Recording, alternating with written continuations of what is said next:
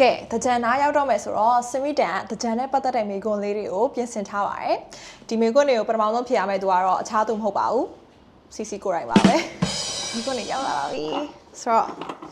ဟာလေးတွေကြောက်နေတယ်နော်အခုထိမေးမရတဲ့တကြံတွင်းအမှတ်တရလေးတစ်ခုတဲ့ငငယ်တုန်းကလမ်းထိပ်မှာရေးပတ်နေကြနေရာလေးရှိရပေါ့နော်စီစီရဲ့တငယ်ချင်းတွေရဲ့စုပြီးတော့ရေစီပိုင်းချပြီးတော့လမ်းကိုဖြတ်လာတဲ့လူတွေအကုန်လုံးတယောက်မကျန်ကြိုးကြိုးစားစားလိုက်ပတ်တာပေါ့နော်တနေ့လေရောက်စီစီတို့အဖွဲရဲ့အခြားကလေးတစ်ဖွဲလာပြီးတော့ထိတ်တိုက်တွေ့ရပါတော့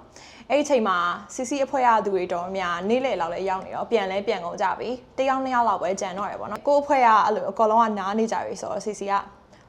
အဖွဲကိုစားပြုပြီးတော့တယောက်ထဲသွားပြီးတော့ပတ်တာပေါ့ဟိုဘက်အဖွဲကိုသွားပြီးတော့အဲ့ချိန်မှာဟိုဘက်အဖွဲရစီစီကို3ယောက်လောက်ဝိုင်းပြီးတော့ခွက်ဆောင်ဝိုင်းပြီးခုတ်တာပတ်လေရအဲ့နဲ့တော်တော်လဲနာသွားတယ်ဒေါသလဲထွက်ရှက်ပြီးတော့စီစီပါလုတ်ခဲ့လဲဆိုတော့အဲ့ရေစီပိုင်းထဲကိုဝင်ပြီးတော့ငိုခဲ့တယ်ငယ်ကနေကအဲ့လိုပြိုင်လို့ရှိရင်အမြဲနိုင်ကျင်တယ် dramatic ကလည်းအရင်ဖြစ်တယ်ဆိုတော့အဲ့ဒါတော့မေးလို့မရတဲ့အမတ်တရားလေးတစ်ခုပေါ့နော်ရက်ကွက်ထဲကကလေးဖို့ဟုတ်တယ်ရက်ကွက်ထဲကကလေးဖို့လုံးဝဆိုတော့နောက်မေးခွန်းလေးလားတော်ပြီလေတခုရောဒီခါစီစီမေးမယ်အလှစီစီကဗီဒီယိုကြည့်နေတဲ့သူတွေကိုပြန်မေးမယ်ငငယ်တုန်းကတကြံမှာရခဲ့ဘူးတဲ့မဟုတ်ဘူးအကြောင်းသို့မဟုတ်နှစ်သက်အတွက်မိဘတွေကိုပတ်စံကြောက်ခဲ့တဲ့အကြောင်းဒါစီစီကဘယ်လိုဖြေခိုင်းပါလဲအော်ဟုတ်တယ်နော်ဘယ်လိုဖြေခိုင်းရင်ကောင်းမလဲအကြံရပြီဒီလိုလောက်အောင်ဒီမိကွန်းလေးကို TikTok ဒါမှမဟုတ် Facebook မှာ #အမတ်တရတကြံ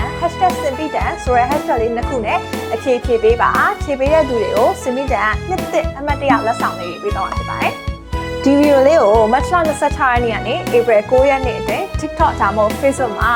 တင်ပြီးတော့ဒီလက်ဆောင်ပေးတဲ့အစီအစဉ်လေးမှာပါဝင်ဖို့အတွက်ဖိတ်ခေါ်ပါတယ်ဗီဒီယိုလေးလုပ်ပြီးသွားလို့ရှိရင်လည်း simpitan ရဲ့ TikTok ဒါမှမဟုတ် Facebook ကိုလာပြီးတော့ပို့ပေးပါဒါမှတင်ကလက်ဆောင်ပေးတဲ့စီးရင်ထဲမှာပါသွားမှာပေါ့နော်ကဲဘယ်လက်ဆောင်လေးတွေဘယ်သူကြွားလဲဆိုတာကို April 10ရက်နေ့မှာကြေညာပေးမှာဖြစ်ပါတယ်အဲ့တော့ဒီတကြံနှစ်သက်လက်ဆောင်အစီအစဉ်လေးကိုအားလုံးပဲမပြတ်မကွက်ပါဝင်ကြပါလို့ဖိတ်ခေါ်ချင်ပါတယ်ပျော်ရွှင်စရာကောင်းတဲ့နှစ်သက်တကြံကိုပိုင်ဆိုင်နိုင်ပါစေအားလုံးပဲ Welcome to Simpitan